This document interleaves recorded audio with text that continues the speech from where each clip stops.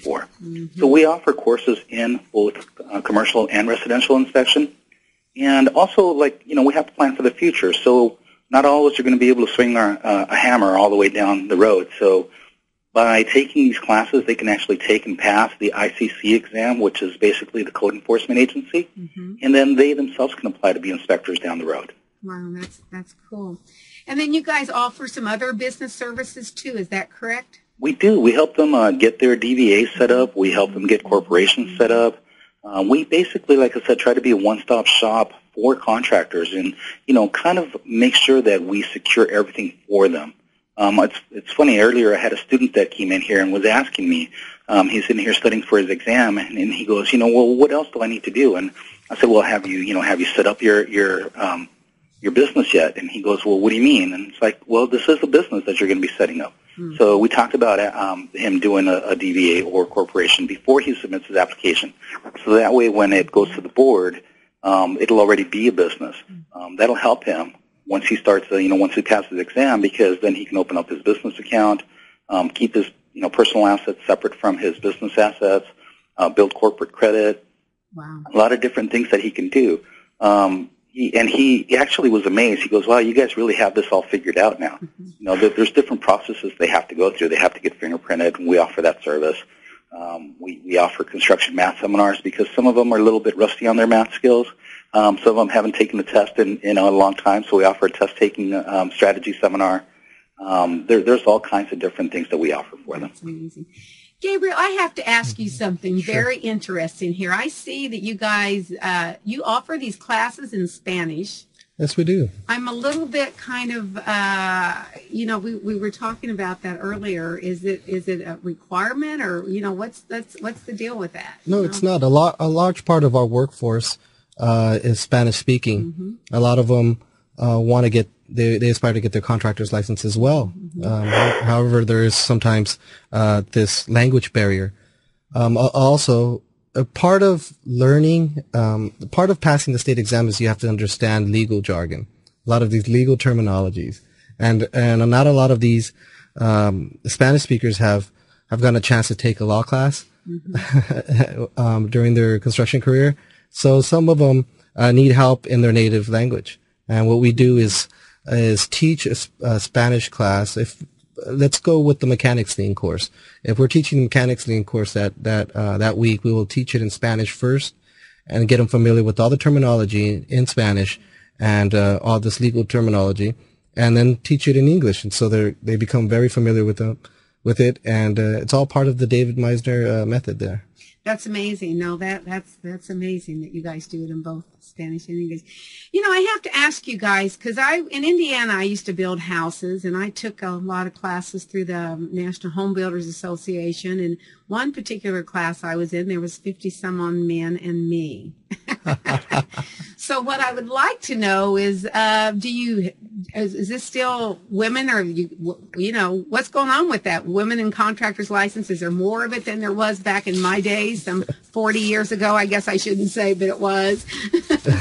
You'd be surprised. I see a lot of women. I get a chance to be at we have 25 locations in California, roughly, and one of the campuses is in Orange. And in that campus, I see a lot of women coming in and taking the course. A lot of women contractors. So it's not necessarily just one woman in a room of 50 men. It's changed a little bit along the way. 2 or 3 now. Yes. No, Ernie probably has a better statistic. Yeah, Ernie. It's funny. It is a predominantly male oriented industry. However, it's a little known fact that women-owned businesses in construction actually secure more jobs in the public sector due to the double minority status and the requirements that the cities and the municipalities have, in that they have to give at least 10% of all the bids for public works to them.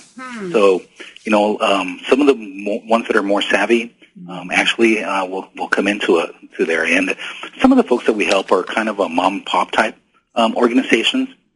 where the wives actually are there and go hand in hand with them and help supervise the jobs. And some of them are project managers, and we actually have some that have come in and, they're heavy equipment operators, and, places where you would think that it is more male dominated, but there are several women that are out there. And, it's not just about the males anymore. So they're coming in and they're getting their contractor's licenses. And one of the things that we do is, we actually help celebrate everyone's success. We want to make sure that they succeed. So when they succeed, we take pictures of them, and we put their passing letters on our walls. And, so some people that come in, and they look and they go, wow, these ladies got their contractor's licenses. And so we kind of use that as a little jab to them and go, yeah, so, there's no reason why you can't get it, right? And, of course, the male macho guys were like, oh, yeah, of course, if they got it, I can do this. So it helps inspire them.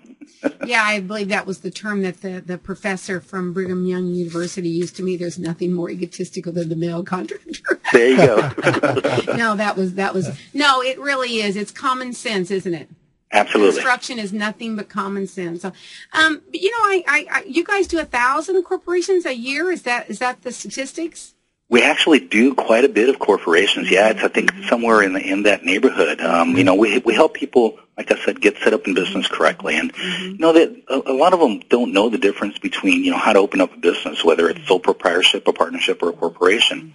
And so we explain that to them, and we let them know that the downfall to a lot of businesses is in their first year, and if they don't have a corporation, and especially in this economy, when they do that, their personal credit history gets affected if they are not successful.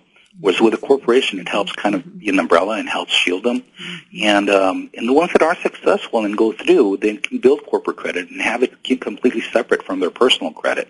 So, like I said, as we get older, we can also pass the corporation on to our children or to, if we want to get out of the business and sell it off to a partner or whatever, we can continue to do that because a corporation doesn't have a lifespan. It's perpetual, so it keeps on going until somebody decides to close it. My father did that with his corporation. My brothers have it, and I mean, it's I don't know. He had it when I was a kid, so that was a while ago. Yeah, so, absolutely. That helps, and especially if it's something that you want to pass on. And it came a time where we saw that people that were in construction, they were a little bit ashamed almost to be in construction, and they wanted their kids to go and be doctors and lawyers, and that's great. However, a lot of them wanted to follow in their footsteps, in their parents' footsteps, and wanted to go into the construction field.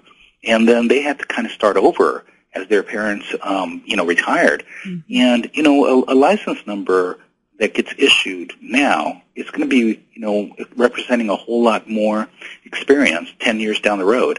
So, like you mentioned with your father doing that same license number, because the license number didn't belong to your father, it belonged to the corporation. So I'm sure it's still the same license number. So when somebody sees that, it actually goes, oh, okay, this guy's been in business for quite a while and probably knows what he's doing. Yeah, absolutely. This is a very interesting conversation. I want to thank all of you guys, also for, calling in, especially, you guys you and Rob first. Rob, what is it that you do with the CSLS? Oh, hi, good evening, Ann. Thank you for having me on the show. I see you're on the solar, and I don't want to, that's something that's very interesting, so I'd like to make sure we get a little bit of this in, Sure. Yeah, my official title with the Contractor State License Services is as a Regional Green Technology Training Manager. So I came aboard in the beginning of August and have started a green technology training department for this organization. And foremost, we're trying to bring in, keep in lieu with the trends that are coming down in the construction industry, with the sustainable construction and green technology and renewable industry. We wanted to make sure that our contractors graduating out of our class have access to new information, new technology training, and that sort of thing. So that's how that's my official title, and that's what I do for the company. The green, the solar field, I think it's just really starting to open up, isn't it?